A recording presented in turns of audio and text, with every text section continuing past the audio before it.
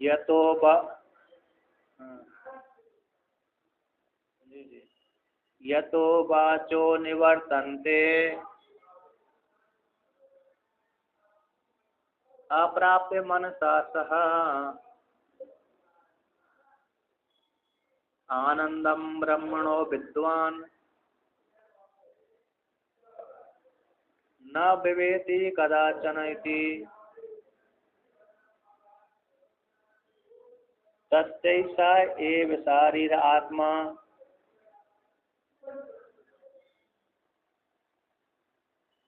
या पूर्वस्यः तस्मात् वा एतस्मात् मनोमयात्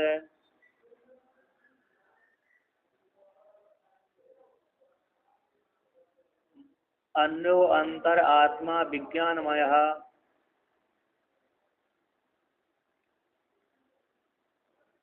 तेनैः सह पूर्णः स वा एष पुरुषविद् एव तस्य पुरुषविद् ताम्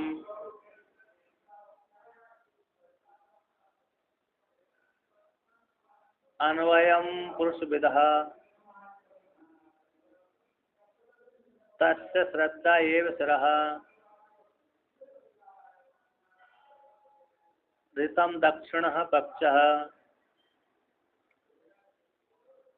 सत्यम उत्तरपक्षः योग आत्मा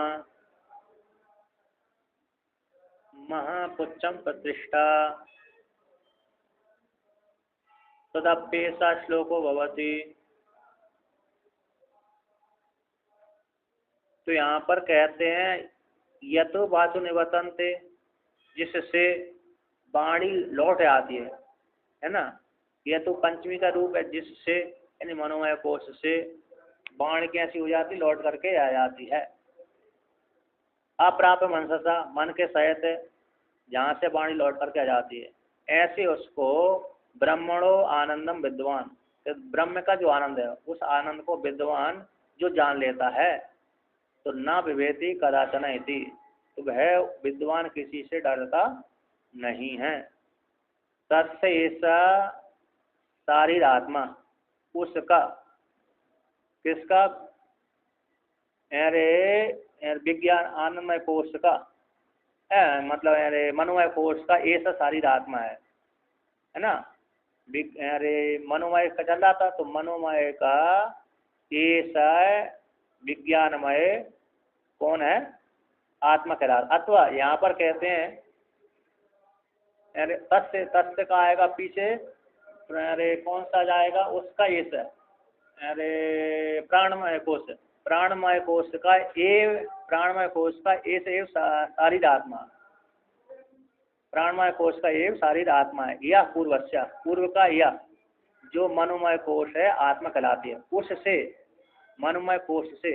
यहाँ पर तत् शब्द का आ गया, कौन सा आ गया, प्राणमय कोश, तो प्राणमय कोश का ऐसा एव शारीर आत्मा, मनोमय कोश आत्मा कहलाते हैं। या पूर्वस्या, या पूर्वस्या तस्या, तो पूर्वस्या तस्य यानी प्राणमय कोश का या शारीर आत्मा, तो शारीर आत्मा है यानी प्राणमय कोश के भीतर रहता है, इसलिए मनोमय कोश आत्मा कहलाती है। तो कहते हैं तस्मात्, उससे, किससे, मनोमय कोश से, ये तस्मात् इससे, मनोमय कोश से, मनोमयात, मनोमय कोश से, अन्यो अंतर भिन्न, अन्य भिन्न अंतर भीतर आत्मा विज्ञानमय, ये विज्ञानमय आत्मा है। उससे, इससे, मनोमय कोश से भीतर अन्यो अंतर आत्मा विज्ञानमय कोश आत्मा कहलाती है। तेन ऐसा पूर्ण, तेन उससे विज्ञानमय के कोश के द्वारा ऐसा कौन, मनोमय कोश पूर्ण होता है। सा वा ऐसा पुरुषविद एव, यह भी पुरुष के आकार वाला ही है। सा वा ऐसा, यह कौन है, तो मेरे विज्ञानमय कोश पुरुष के आकार वाला ही है। तस्य पुरुषविदताम, जैसे विज्ञान प्राण मनोमय कोश पुरुष के आकार वाला है, जैसे पुरुष विद विदताम कौन, मनोमय कोश पुरुष के आकार वाला है, तो उसी के अनुसार अन्वयम पुरुष विधेय अनुरूपम, मनोमय कोश के समान ही विज्ञानमय कोश भी कैसा है, पुरुष के आकार वाला है। तस्य उस विज्ञानमय कोश की श्रद्धा ही श्रद्धा ही जो आस्तिक बुद्धि, ऋतम दक्षिण पक्ष, जो ऋत है, ऋत कैसा होता है, यथा शास्त्र यथा कर्तव्य बुद्धि, जैसा शास्त्र है उसी में उसी प्रकार से कर्तव्य बुद्धि है। सुपरि निश्चित अर्थ है, जो निश्चय किया गया अर्थ में जो निश्चय करने वाली बुद्धि है वो ऋत कहलाती है ना। एक करने योग्य एक करने योग्य नहीं है, अर्थात शास्त्र के सम्मत जो बुद्धि बनती है वो ऋत कहलाती है। और कहते हैं ऋतम दक्षिण पक्ष, ऋत कैसा दक्षिण पक्ष, और सत्यम उत्तर पक्ष, शरीर वाणी के द्वारा किए जाने वाला जो कार्य रूप कर्म है वे सत्य कहलाता है, वो सत्य उत्तर पक्ष हो गया। और योग आत्मा, तो योग यानी युक्ति इन समाधान, सम्यक रूप से आदि समाधान यानी एकाग्र बुद्धि आत्मा कहलाती है। और महापुच्छम प्रतिष्ठा, जो महा है महत्व प्रथम उत्पन्न होने वाले हिरण्य गर्भ है, ये पूंछ कहलाती है, सारे कोशों की पूंछ कहलाती है, विज्ञानमय महातत्व कोश। इसी में अवस्थित रह करके सारे कोश आदि है देवता आदि चेष्टा करते हैं। तद अपेक्षा श्लोक भक्ति, उसके विषय में विज्ञानमय कोश के विषय को अर्थ को बोध कराने के लिए यह श्लोक मंत्र आया है। आगे चले तो कहते हैं यह तो वाचो निवर्तन्ते, जिससे वाणी निवृत्त हो जाती है। यद्यपि ये ज्यादा मंत्र किसमें रूढ़ है, ज्यादातर परमात्मा में रूढ़ है, किंतु यहाँ पर विज्ञानमय मनोमय कोश में ये दे दिया है ना। तो यहाँ पर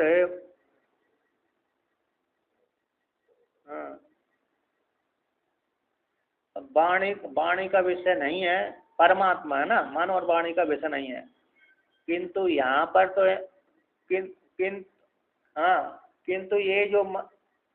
किंतु ये मनोमय कोश के अंतर्गत आ गया यहाँ पर। तो यहाँ पर मन और वाणी लौट करके आती है, तो मन और वाणी का द्वारा मन और वाणी स्वयं विषय नहीं होती, मनोमय कोश अपने आप को विषय नहीं करता, कर्म करते विरोध हो जाएगा। तो यहाँ पे यह तो वाचो निवर्तन्ते, जिससे मन और वाणी लौट आती है, अप्राप्य मनसता, मन के सहित वाणी लौट करके आ जाती है ना।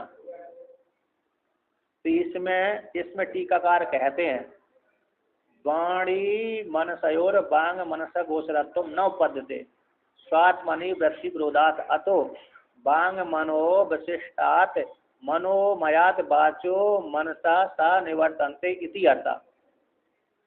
तो यहाँ पर कहते हैं वाणी और मन का, यानी वाणी और मन के जो विषयत्व, वाणी और मन के बांग और मनसत्व गोचरत्व न उपते, वाणी और मन के विषय उत्पन्न नहीं होते, क्योंकि स्वात्मा में वृत्ति विरोध होते थे। स्वात्मा नहीं है ना, स्वात्मा कौन हो गई यहाँ पर, मन और वाणी हो गए। मन वाणी अपनी स्वात्मा में वृत्ति का विरोध होने से किसी बांग और मनो विशिष्ट से, बांग और मन वाले विशिष्ट से जो विशिष्ट मन है उससे वाणी और मन दोनों साथ साथ निवृत्त हो जाते हैं।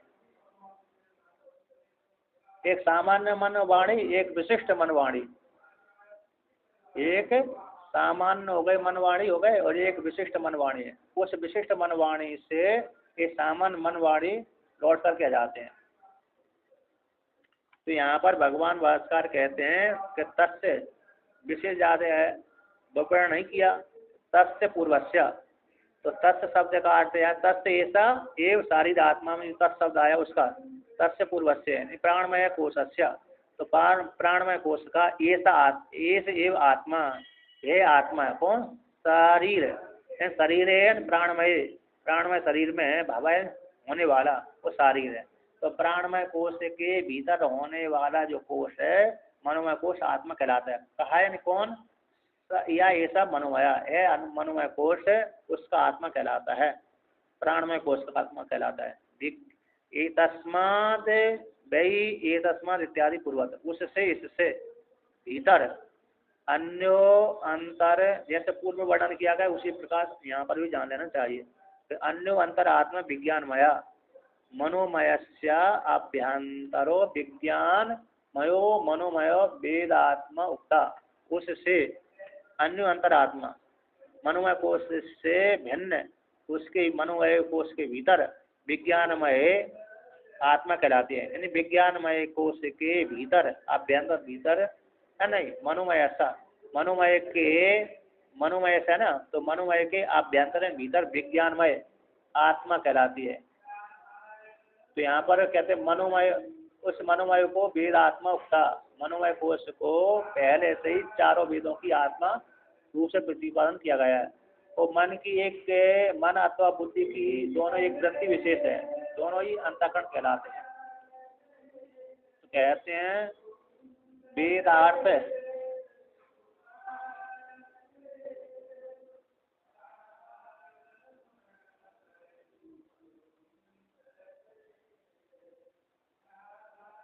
तो यहाँ पर कहते हैं वेदार्थ विषय बुद्धि निश्चयात्मिका विज्ञानम।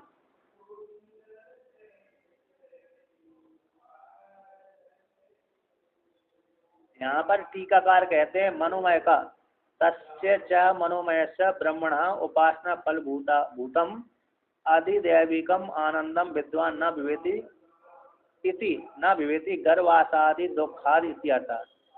कहते हैं मनोमय ब्रह्म का, जो मनोमय कोश वाले ब्रह्म की उपासना का जो फल है, फल भूतम है, मनोमय कोश वाले जो ब्रह्म है ना, यानी हिरण्यगर्भ, तो मनोमय कोश वाले ब्रह्म की उपासना का फल है कि आदि दैविक आनंद को प्राप्त होकर के विद्वान न विवेती, भयभीत नहीं होता। कौन से, किससे भयभीत नहीं होता?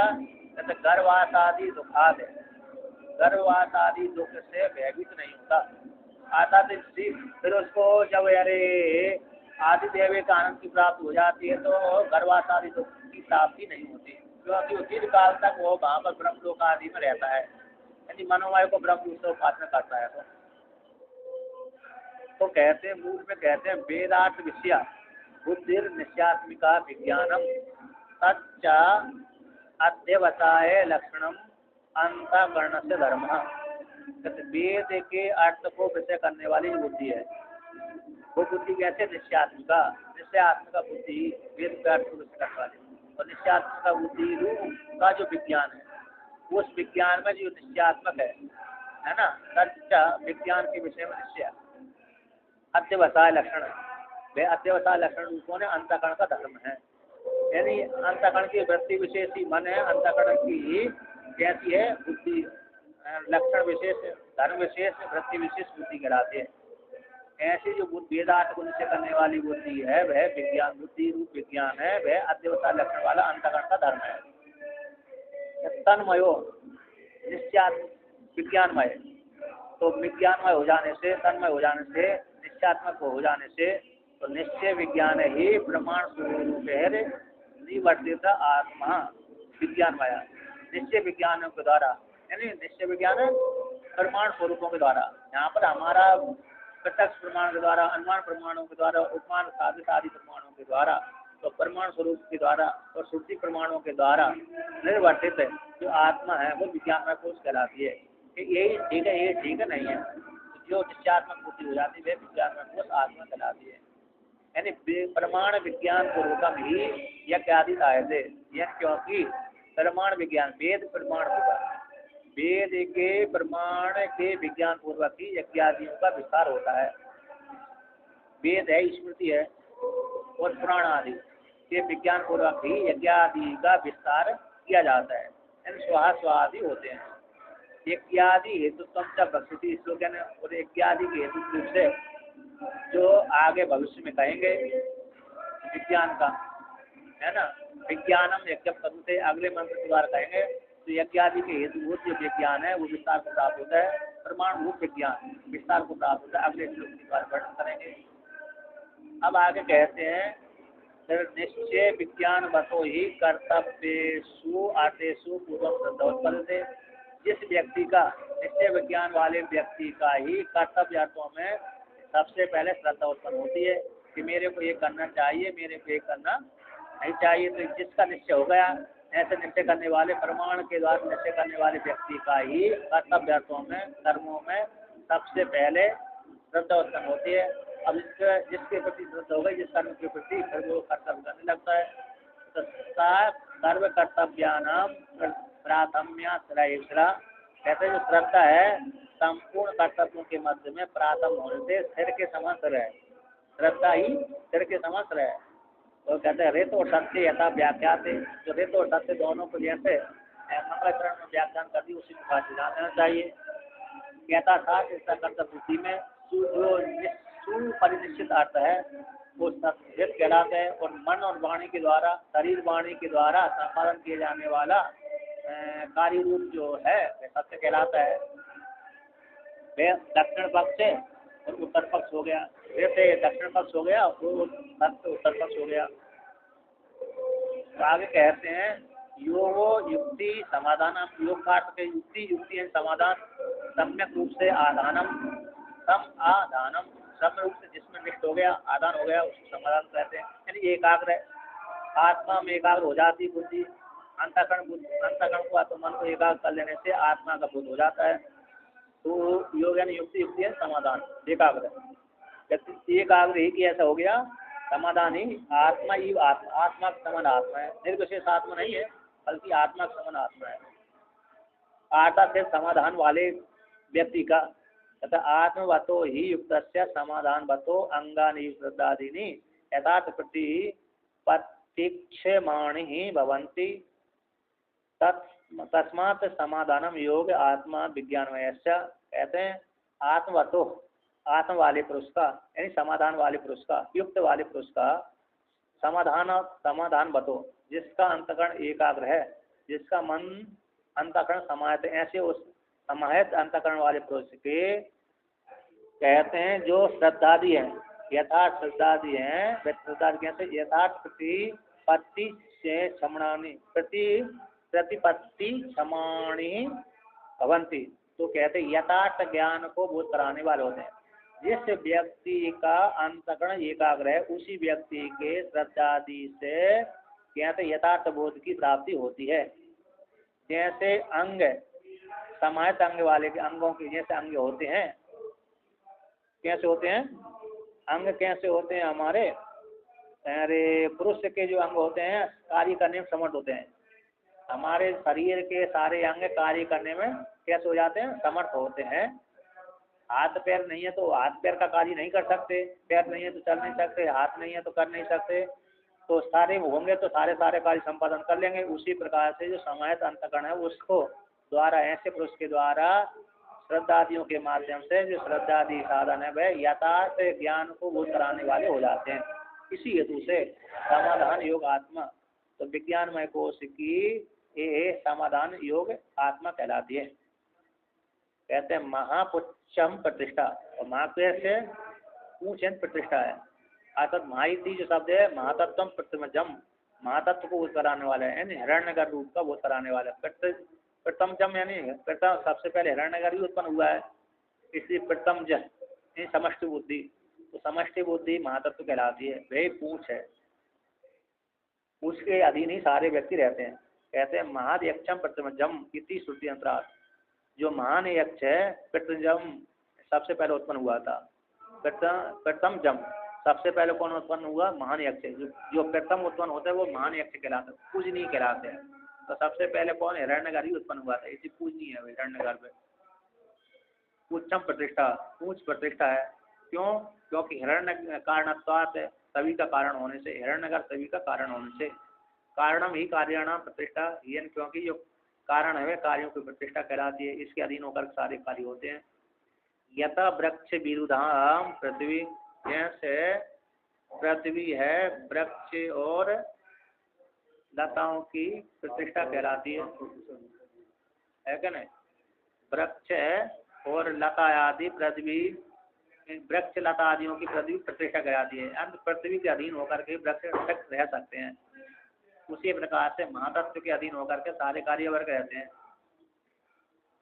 आधार सर्वबुद्धि विज्ञानानाम च महत्वम कारणम, और संपूर्ण बुद्धि, सर्वबुद्धि विज्ञानों की जो सामान्य सामान्य बुद्धि है, प्रत्येक जीवों की अलग अलग बुद्धि और विज्ञानों की महातत्व कारण है, समष्टि बुद्धि कारण कहलाती है।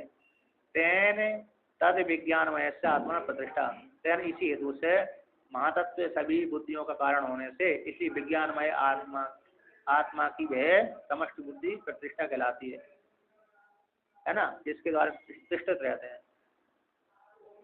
कहते हैं महातत्व प्रतिष्ठा हो, विज्ञानमय कोष की वह प्रतिष्ठा कहलाती है समष्टि बुद्धि।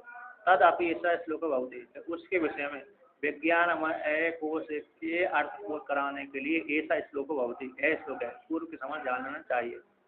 यतः अन्नमयादीनां ब्राह्मण उक्तानां प्रकाश का श्लोक एवं विज्ञानमय से अन्नमय कोष आदियों का, अन्नमय आदि कोषों ब्राह्मण उक्त कोषों का, अन्नमय आदि जो ब्राह्मण के द्वारा कहे गए कोषों के अर्थ को बोध कराने वाले जो जैसे श्लोक आए थे उसी के समान विज्ञानमय के अर्थ को बोध कराने के लिए ये श्लोक आया है।